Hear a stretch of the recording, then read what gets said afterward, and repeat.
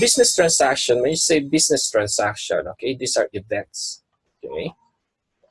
These are events which involves the exchange of values between two or more parties. So, ibig sabihin, merong barter na nangyayari, palitan ng values na nangyayari. Kung parang pinakasimplihan natin, pumunta ka sa palengke, may binili ka, okay?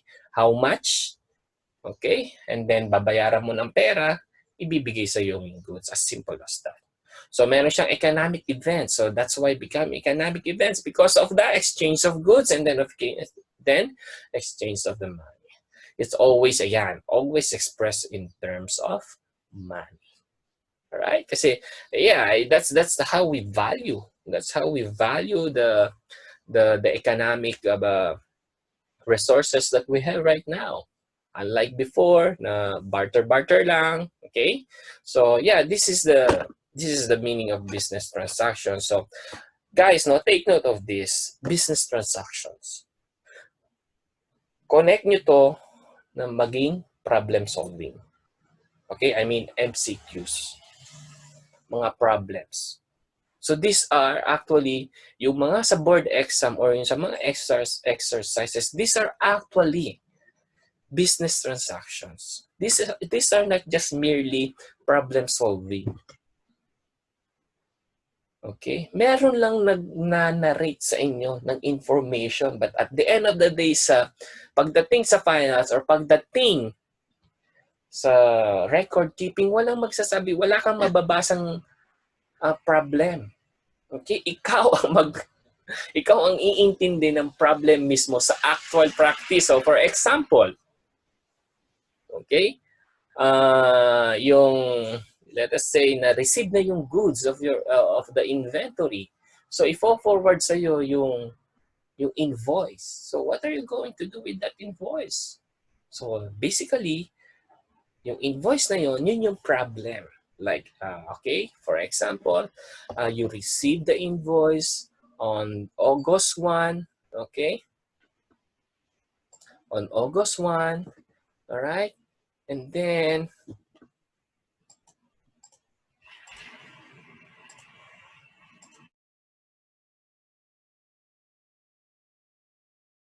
all right, so so I think I was lost for a moment. Okay, but anyway, what I'm trying to say is, yun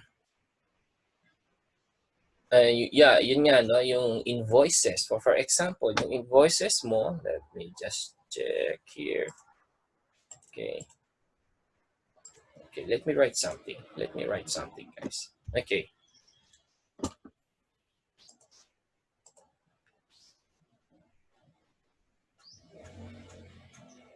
So let us say, okay, you receive invoice. Okay, you receive, wait lang guys medyo, you receive invoice. Hindi ko na alam magsulat. Bakit ganito? I think may problem yung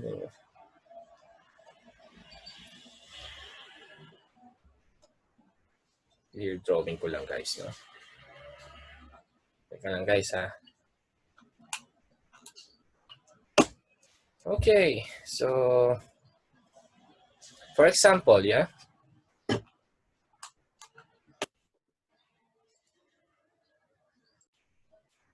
Okay, so in actual practice, ang marireceive mo lang guys is the invoice. Okay? Invoice lang. So yung invoice na yan, merong date. Okay, may name ng supplier. Okay? Merong amount. Okay, and then merong VAT pang nakasulat dyan. And then, so let's say may withholding. Okay, so meron kang net amount. So that's exactly what you will get, what you will receive. Okay, and then and then you just have to record that. So basically, ang nangyayari, the problem na nababasa nyo is you receive the invoice, di ba? Yung mga ganito, on August 1. Okay? Invoice date is July 31. Inventory is was received on July 31 also. Okay? But, eto na, but, the invoice was recorded on August 1. Diba? So, eto guys, yung problem na yan is actually coming from the basic. Nagiging parang complicated lang because kinikwento sa atin. You cannot imagine. So, I mean, hindi mo pa alam anong nangyayari. So, as an CPA, as an accountant, kailangan, lalo na sa mga may experience na sa accounting work. So, alam ko mas maiintindihan nyo. But for those students na fresh graduates, you really have to use your imagination. That's what I did before. I just used my imagination. Paano ba nangyayari to? Okay, so that's very crucial. Crucial tong understanding ng transactions. Just remember this guys.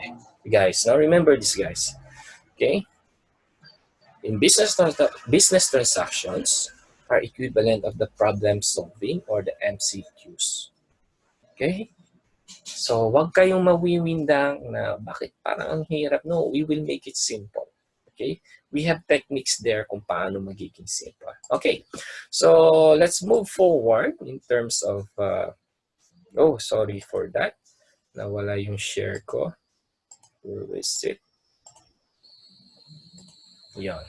So we have techniques on that, on how to make it simple. So we will do that. So these are the examples of business transactions wherein it could be external transactions or internal transactions. So meron kang pag sinabing external transactions, syempre that involves second party or third party. Okay, so goods and services, credit availed, debts incurred, cash received, or paid out. So while internal transactions naman, of course, these are within the company, mga intercompany transactions, salaries, supplies consumed, production. So these are example of business transaction. But no, we have to, let me check, ano ba itong how to, I think no need for this how to understand. We will go directly on this problem. So let us say, a sole proprietor started his business on January 1. The following transaction took place for the month of January 2020. So, invested 400,000 as start of capital.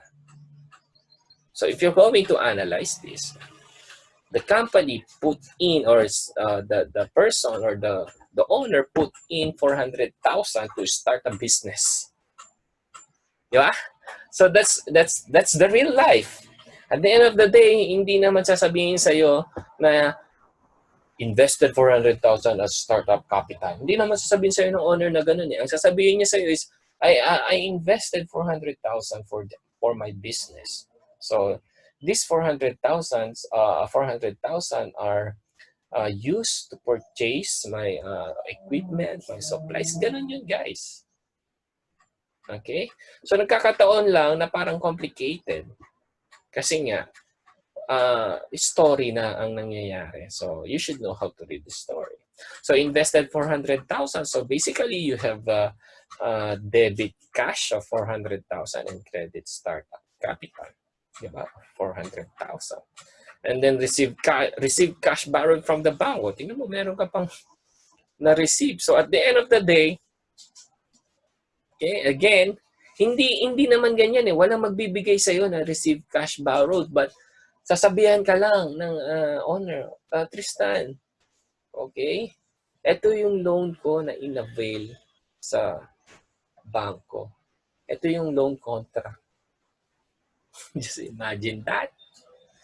Ganun lang, guys. And then you're going to interpret or you're going to read ano yung nandun sa contracts na yun. Babasahin mo siya.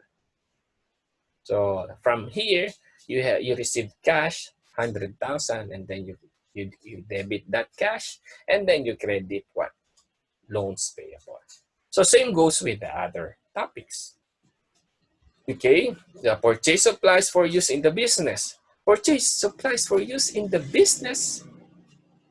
Okay, ang makukuha mo rito is invoice of the supplier.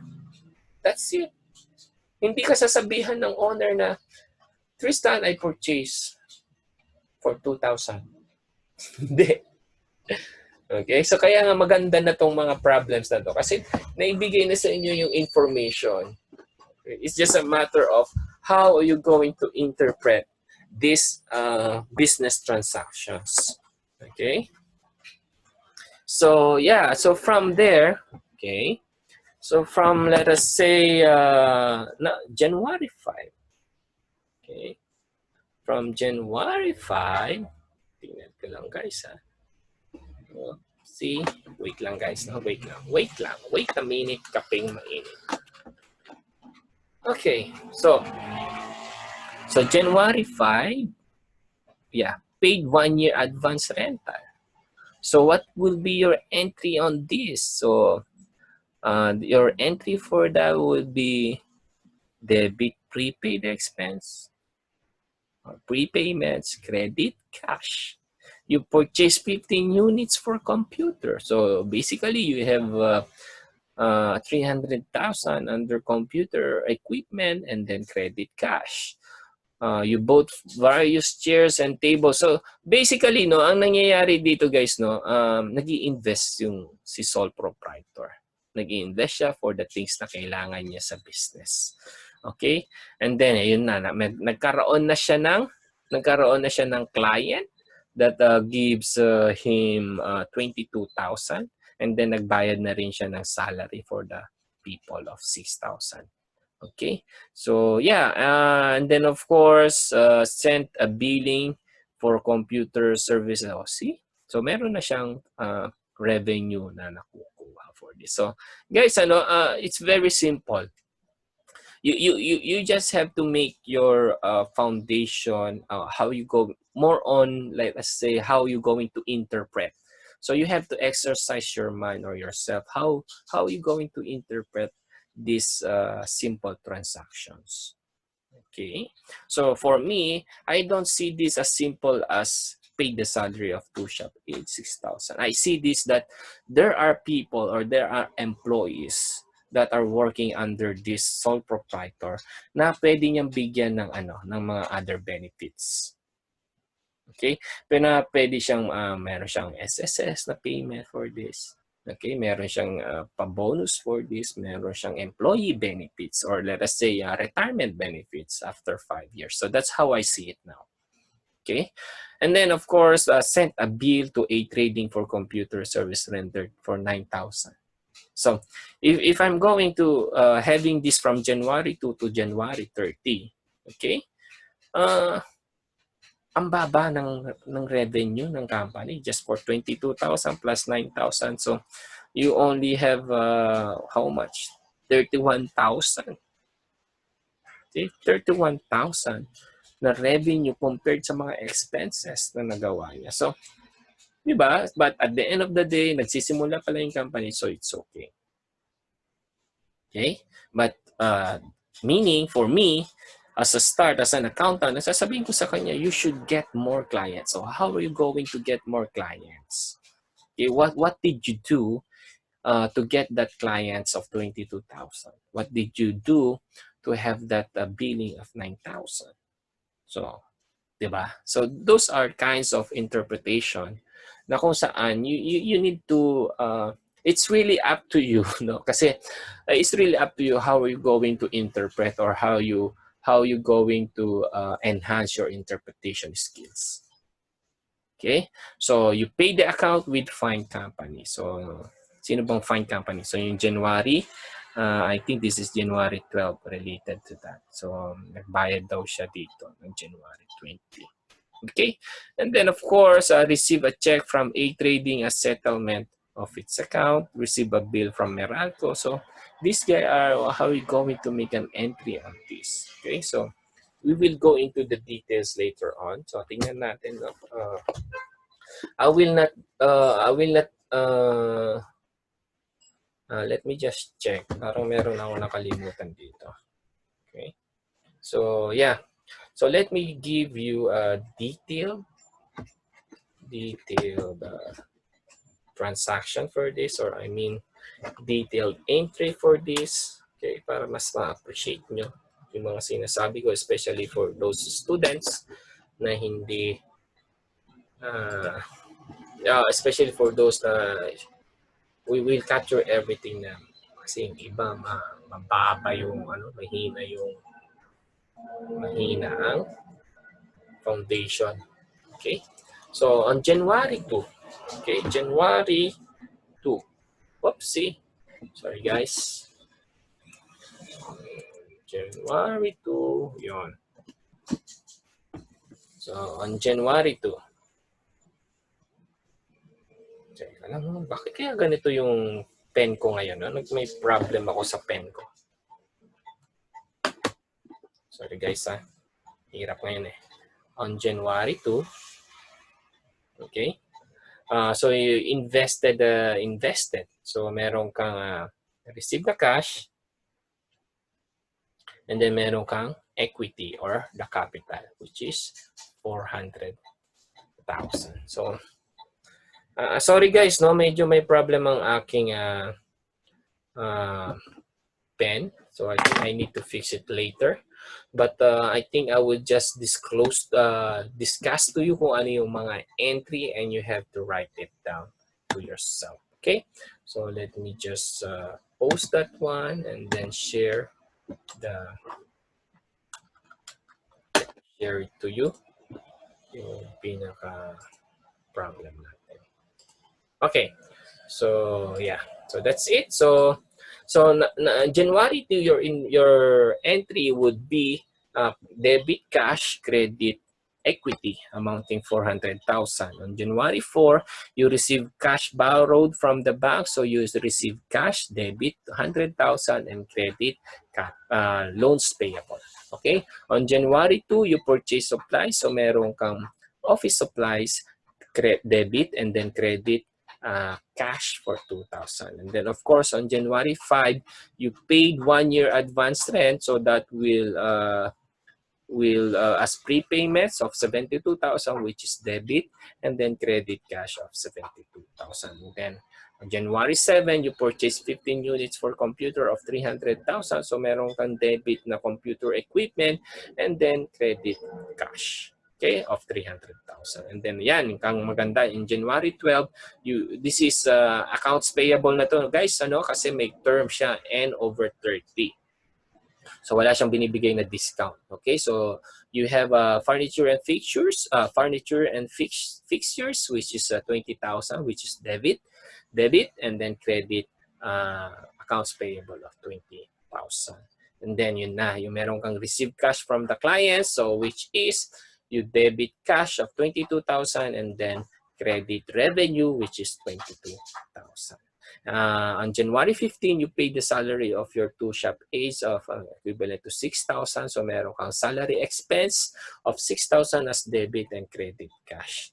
And then nag-send ka ng billing to A-Trading for computer service render. So ibig sabihin, nag-send ka ng billing, receivable mo pa lang. So meron kang accounts receivable na debit na 9,000 and then credit cash. Okay? January 18, nag-withdraw ka ng 2,000 cash for personal use. So yeah, so your owner's equity of 2,000, debit, and then credit cash of 2,000. And then on January 20, you paid your transaction on January 12 na accounts payable. So meron kang debit accounts payable and credit cash amounting to 20,000.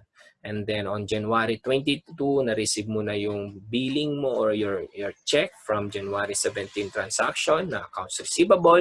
So meron kang debit cash or check in bank, credit accounts receivable. So na-settle na yung account niya sa'yo.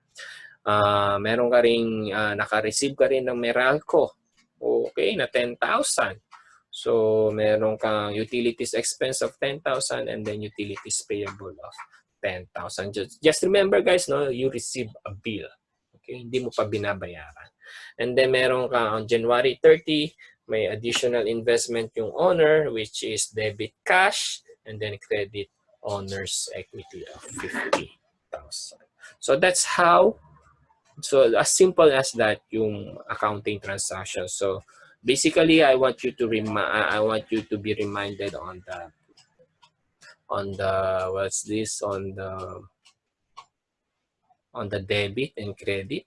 Okay, I want to be reminded of you on the ano ba yung normal balance of certain accounts. So we